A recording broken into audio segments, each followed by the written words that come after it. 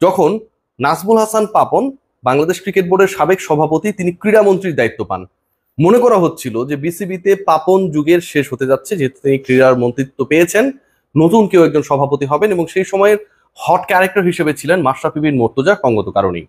এরপর অনেক পরিবর্তন হয়েছে, সরকার পতন হয়েছে, নাজমুল হাসান পাপনরা বাংলাদেশ ক্রিকেট বোর্ডের সাথে সম্পৃক্ত নেই। তার পরবর্তী সময়ে ক্রিকেট বোর্ডে যে নাটকীয়তা ঘটেছে, এবং গতকালকে পর্যন্ত যেই নাটকীয়তা ঘটেছে, তাতে পরবর্তীতে ওই পার্টিকুলার মিউজিক্যাল চেয়ারটায় কে বসবে বাংলাদেশ ক্রিকেট বোর্ডের প্রেসিডেন্সির, সেটা নিয়ে একটা দারুণ এক্সাইটমেন্ট তৈরি হয়েছে। মাহবুবুল আনাম বাংলাদেশ ক্রিকেট বোর্ডের সবচেয়ে বয়োজ্যেষ্ঠ পরিচালক, বয়োজ্যেষ্ঠ বলতে টানা কত দিন কত বছর ছিলেন সেই হিসাবে, বয়সে বেশি সেটা হিসাব না, গতকাল অ্যানাউন্স করেছেন যে আপকামিং বাংলাদেশ ক্রিকেট বোর্ডের ইলেকশনে তিনি অংশগ্রহণ করবেন না। তিনি ইলেকশনে শুধু অংশগ্রহণ করবেন না এটা না, তিনি কোনো ক্লাবের হয়ে কাউন্সিলর মানে ভোটারও হবেন না।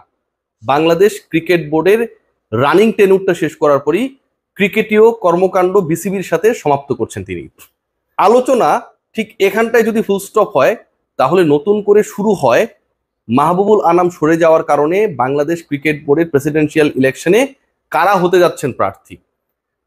তামিম ইকবালের নাম শোনা যায়, যদিও তিনি এখন পর্যন্ত কোথাও কোনোভাবে একবারের জন্য বলেন নাই তিনি বাংলাদেশ ক্রিকেট বোর্ডের প্রেসিডেন্ট হতে চান আপকামিং টেনিউরে।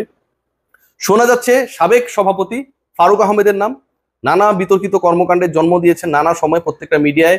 যতটুকু শুনছি যে গিয়ে গিয়ে নিজেই আসলে নিজের ব্র্যান্ডিং করার চেষ্টা করছেন, নিজেকে ভালো প্রমাণের চেষ্টা করছেন।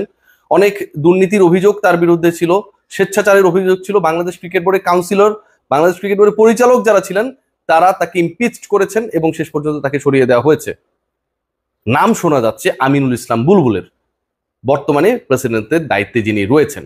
মাহবুব আনাম সরে যাবার পর এই মুহূর্তে সবচেয়ে অ্যানাউন্সড হট ক্যান্ডিডেট হচ্ছেন ফারুক আহমেদ।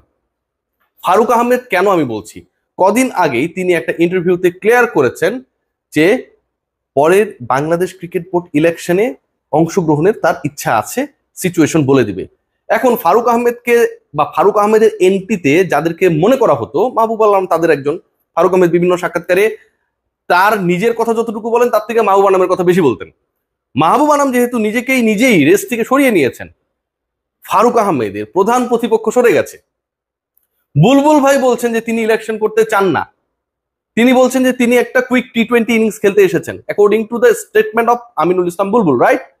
সো তিনি যদি সত্যি সত্যি ওই টি-20 ইনিংসটা, কুইক টি-20 ইনিংস খেলার কথা যেটা বলেছেন সেটাকে বাস্তবায়ন করেন, তাহলে তো পরের ইলেকশনে বুলবুল ভাই থাকবেনই না, তার কথা মতো। এটা আমার কথা না।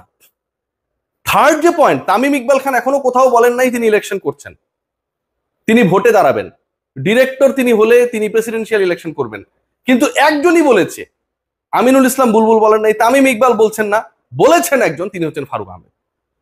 যা শোনা যাচ্ছে বিভিন্ন পত্রপত্রিকায় কিংবা অনলাইনে যে রিপোর্টগুলো আমরা টুকটাক ভাবে দেখেছি, যে ফারুক আহমেদ একটা বাংলাদেশের বড় শিল্প গোষ্ঠীর সাথে একটা মোর্চাও তৈরি করে ফেলছেন, যেখানটায় তাকে সাপোর্ট দেওয়া হবে, এবং সেই সাপোর্ট দিয়ে বাংলাদেশ ক্রিকেট বোর্ডের ওই হট সিটটায় তিনি আরো একবারের জন্য বসবেন। তিনি দেখিয়ে দেবেন যে তাকে তার বিভিন্ন স্বেচ্ছাচারের যে ঘটনাগুলো ঘটেছিল তার প্রেক্ষিতে তাকে যে সরানো হয়েছিল, তিনি আবারও সেখানটা ফিরে এসেছেন। জাহাঙ্গীরনগর ইউনিভার্সিটির এরকম একজন ভিসি ছিল, কি যেন নাম, সরানোর পরেও তিনি আবার হয়েছিলেন। So he is ultimately challenging the running government, যারা তার এই স্বেচ্ছাচারের এগেনস্টে অ্যাকশনে গিয়েছিল। মাহবুবুল আলম সরে যাওয়ার কারণে ফারুক আহমেদের সেই পথটা অনেক বেশি সহজ হয়েছে to establish himself as a candidate. What about Aminul Islam Bulbul, what about Tamim Iqbal Khan? দেখুন, এই দুজনকে আমরা যেভাবে আলোচনা সমালোচনা করি না কেন, এরা কিন্তু এন্ড অফ দ্য ডে ভদ্রলোক। বুলবুল ভাই কোথাও গিয়ে এরকম অটোক্রিটিক কর্মকাণ্ড করছেন, এটা কেউ বলতে পারবে না। ক্রিকেট বোর্ডের রানিং লিডারশিপে যারা রয়েছে কেউ বলতে পারবে না। বরং তিনি চেষ্টা করছেন সাস্টেইনেবল ডেভেলপমেন্ট করে বাংলাদেশের ক্রিকেটকে একটা সঠিক পাথ পেতে নিয়ে যাওয়ার। হয়তো তিনি দেশে প্রপারলি থাকতে পারেন না, ফ্যামিলি এনগেজমেন্টের ব্যাপার ট্যাপার থাকে, হয়তো তিনি অনেক ক্ষেত্রে অনেক অর্গানাইজেশনের সাথে অনেক বেশি ইউজ টু না বাংলাদেশের ক্রিকেটে, দীর্ঘ সময় অ্যাবসেন্সের কারণে সেটা স্বাভাবিকভাবেই হবে। কিন্তু the goal he has set, প্রত্যেকটাই কিন্তু আমার কাছে মনে হয় যুগোপযোগী।